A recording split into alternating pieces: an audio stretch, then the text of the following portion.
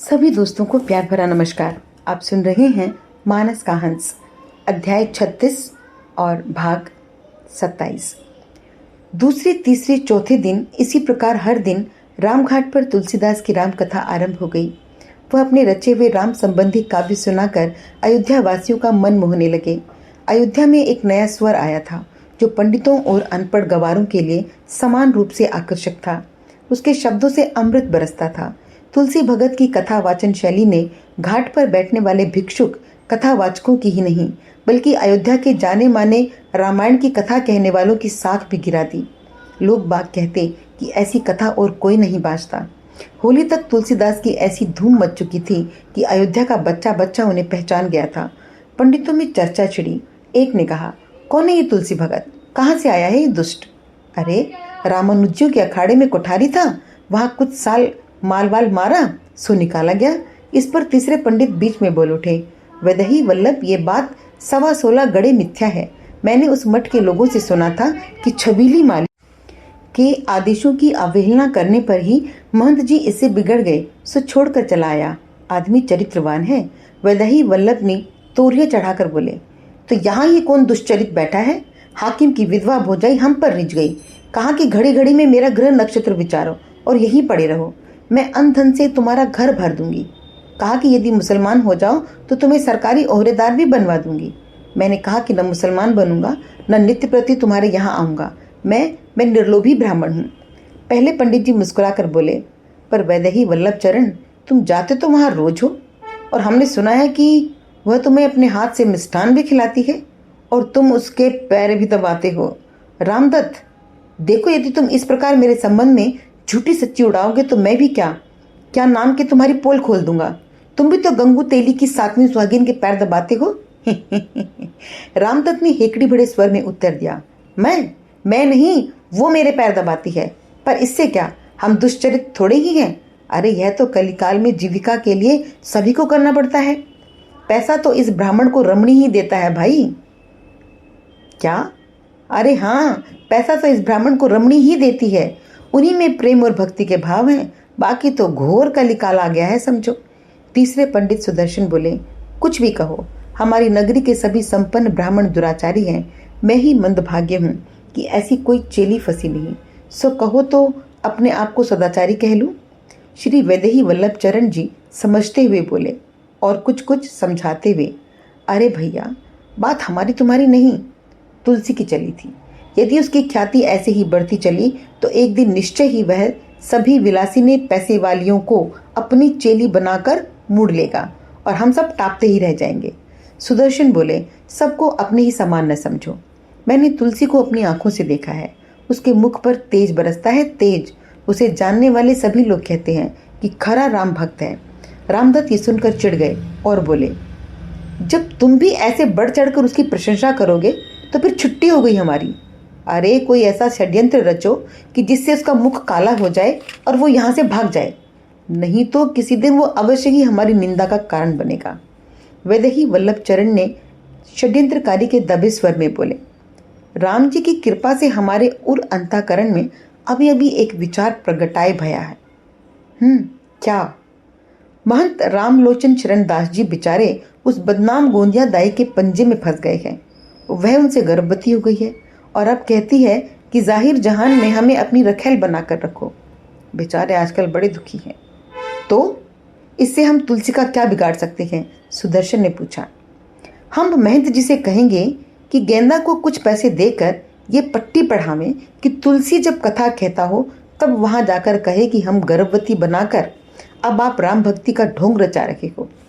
रामदत्त की आंखें चमक उठी। बोले, तुम्हारी योजना तो बड़ी अच्छी है।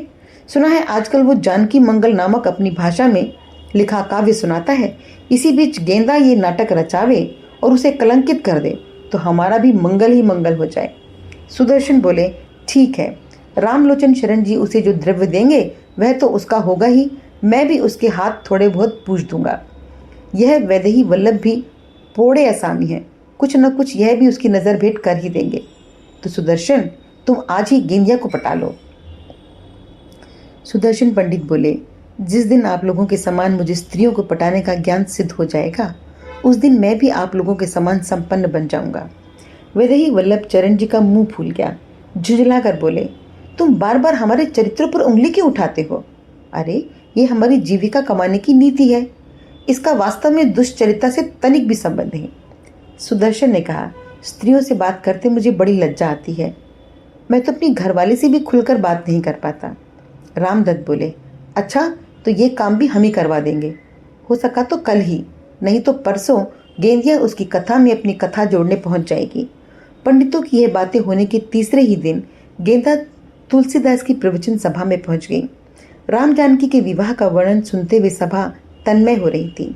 एकाएक गोंदिया पंक्ति में धंस कर हाथ बढ़ाकर बोली, अरे वाह रे मर्दुए, हमें अपने बड़े हुए पेट की ओर संकेत करके इस झमेले में डालकर यहाँ बैठे भगतबाजी कर रहे हो। वाह रे ढोंगी वाह। कथा में विघ्न पड़ने से कुछ व्यक्ति नाराज हो गए और बोले, निकालो इस दुष्टा को, कहाँ से आ गई ये? पीछे से कोई बोला, अरे ये तो गेंदिया है, गेंदिया अयोध्या जी के रसोइयों के हाथों में सचमुच गेंद की तरह उछलती है। इस दुष्टा को जरूर ही किसी ने भगत जी को कलंकित करने के लिए भेजा है। गेंदा आंखें मटकाकर और हाथ बढ़ाकर बोली, मुझे कोई क्यों भेजने लगा? अरे आप ही मेरे पास घुस घुस कर आता था, झूठ मूठ कहें कि रोटी देंगे, कपड़ा देंगे, और अब यहाँ दूसरी चेलियों को फंसाने के लिए ढोंग की दुकान लगाए बैठा है, नीच कहीं का। कथा में विघ्न पड़ गया। तुलसीदास शांत स्वर से सबको चुप कराते हुए बोले, सज्जनों, मैं आठों पहर आपकी दृष्टि में रहता हूँ। यहाँ के बाद मेरा अधिक समय जन्मभूमि के पास बीतता है। जिसको शंका हो वह किसी भी समय अग्नि परीक्षा ले सकता है। बड़ी चेचा मेची मची। गेंदिया ने नाटक बड़ा साधा, पर उसका जादू चल न सका। एक जवान व्यक्ति ने उठकर जब उसके झोटे पकड़कर खींचे और धरती पर धक्का देने लगा तो तुलसीदास घबराकर अपने आसन से खड़े हो गए और कहा, नहीं भैया, नारी पर हाथ उठाने से सीता महारानी दुखी होंगी, वे आप इसे दंड देंगी, छोड़ो छोड़ो इसे। कहते हुए वे उस व्यक्ति के पास आ गए और गेंदा को मारने के लिए उसका उठा हुआ हाथ पकड़ लिया। गर्भावस्था में इस धक्का मुक्की से गेंदा जोर से कराहकर मूर्छित हो गई। तुलसीदास आंखें मूंद कर हाथ जोड़े हुए प्रार्थनारत हो गए, हे जगदम्बे, यदि स्वप्न में भी अयोध्या की किसी नारी के लिए मेरे मन में विकार आया हो तो मुझे अवश्य दंड देना। इस घटना के बाद से तुलसी भगत की महिमा अनायास ही बहुत बढ़ गई। लोगों में ये बात भी फैल गई कि रामलोचन चरण और वैदेही वल्लभ चरण आदि ने षड्यंत्र करके तुलसी को अपमानित करना चाहा था। यही नहीं, खबर ये भी फैली कि गेंदिया के पति ने उसे अपने घर से निकाल दिया। पूजे जाने वाले व्यक्तियों के चरित्र पर अयोध्या में दबी ढकी बातें तो गली गली में हुआ करती थी, किंतु इस घटना के बाद अयोध्या के जवान मुखर हो उठे। तुलसीदास का व्यक्तित्व सदाचार के प्रति आस्था का प्रतीक बन गया। उनके प्रवचन में अधिक भीड़ होने लगी। होली के 3 दिन पहले जब जानकी मंगल पूरा हुआ तब अंतिम आरती में इतना अन्न चढ़ा जितना पहले कभी किसी कथावाचक की आरती में नहीं चढ़ा था। एक प्रौढ़ श्रोता ने कहा, भगत जी, अब तो रामनवमी तक कथा वार्ताएं सब बंद रहेंगी, पर रामनवमी के बाद आप फिर बराबर कथा सुनाइए। जैसा भाव आपकी कथा सुनकर आता है वैसा किसी की कथा में नहीं आता। कई लोगों ने प्राय एक साथ ही इस प्रस्ताव का साग्रह समर्थन किया। तुलसीदास सुनकर आनंदीभूत हो गए। बोले, अच्छा, रामनवमी के दिन अवश्य सुनाएंगे। उस दिन तो महाराज यहाँ कथा कहने की मनाही है। तुलसी के मन में बात चुप गई। बूढ़े पंडित जी से बोले, पिताजी, राम जी के विवाह उपलक्ष्य में अयोध्या वासियों की जोनार होनी चाहिए। जगदम्बा अन्नपूर्णा ने भंडार भर दिया है। बूढ़े पंडित जी उल्लसित होकर बोले, हाँ बेटा, हो जाए, अयोध्या में मंगल तो मनाना ही चाहिए। एक विरक्त प्रौढ़ के ब्राह्मण वहां बैठे थे और बोले, भगत जी, एक अरदास मैं भी करूंगा, आज्ञा है क्या? कहिए कहिए महाराज। तुलसी ने मीठी वाणी में उनका उत्साह बढ़ाते हुए कहा, कहना यह है भगत जी कि हमारे चारों राजकुमारों का ब्याह तो भया, पर अब बहुओं की अयोध्या भी तो लाइए, तभी जोनार होए। एक वृद्ध वणिक सुनकर गदगद हो गए और बोले, वाह बाबा जी, धन्य हो। हमारे मन में भी उठ तो रही थी बात, पर हम कह नहीं पा रहे थे। भगत जी की कविताएं सुनकर चोला मगन हो जाता है। हम ही नहीं, सब लोग यही कहते हैं। बूढ़े पंडित जी उल्लसित स्वर में बोले, बड़ी शुभ बात है, सुनकर बड़ा हर्ष हो रहा है तुलसी बेटा। हाँ पिताजी, देखा पुत्र, हम अयोध्या वासियों की इच्छा है, समझ लो कि साक्षात राम जी की इच्छा है।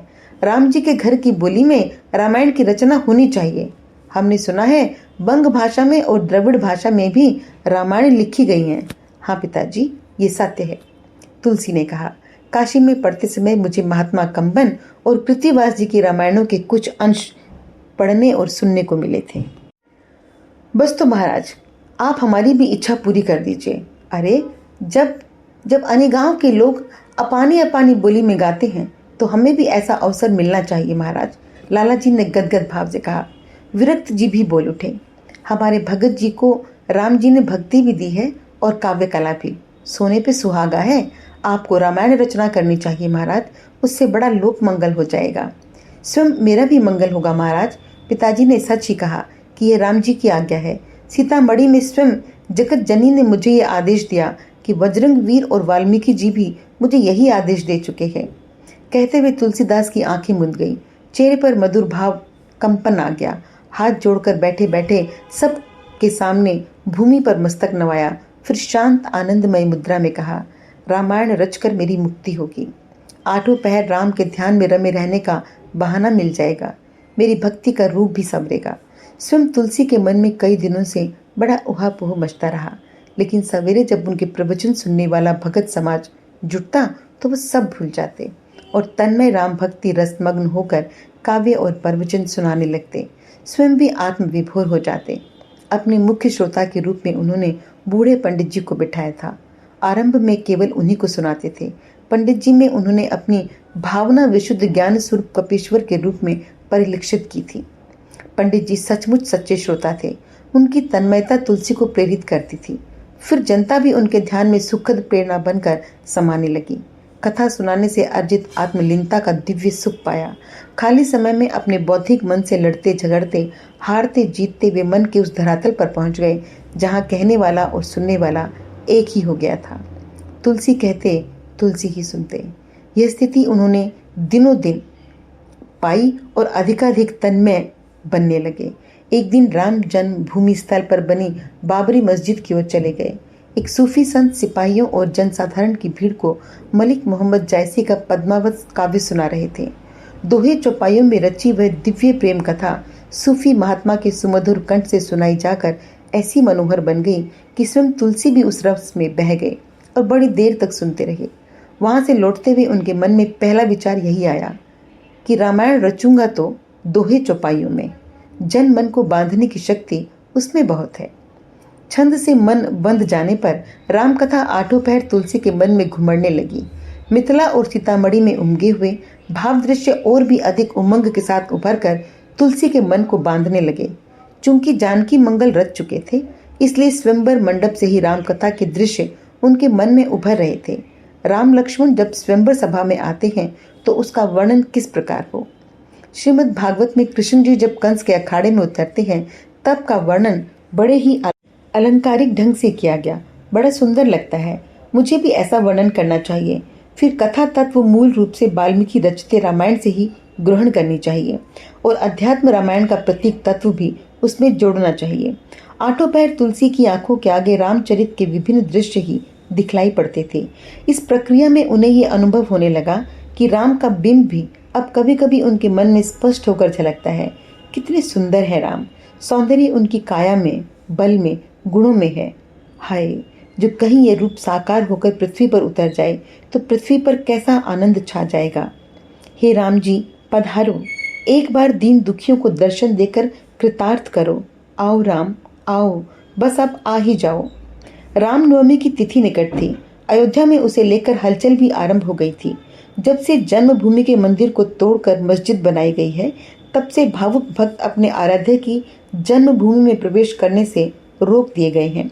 प्रतिवर्ष यूं तो सारे भारत में रामनवमी का पावन दिन आनंद से आता है, पर जब अयोध्या में ये तिथि मानो तलवार की धार पर चलकर आती है।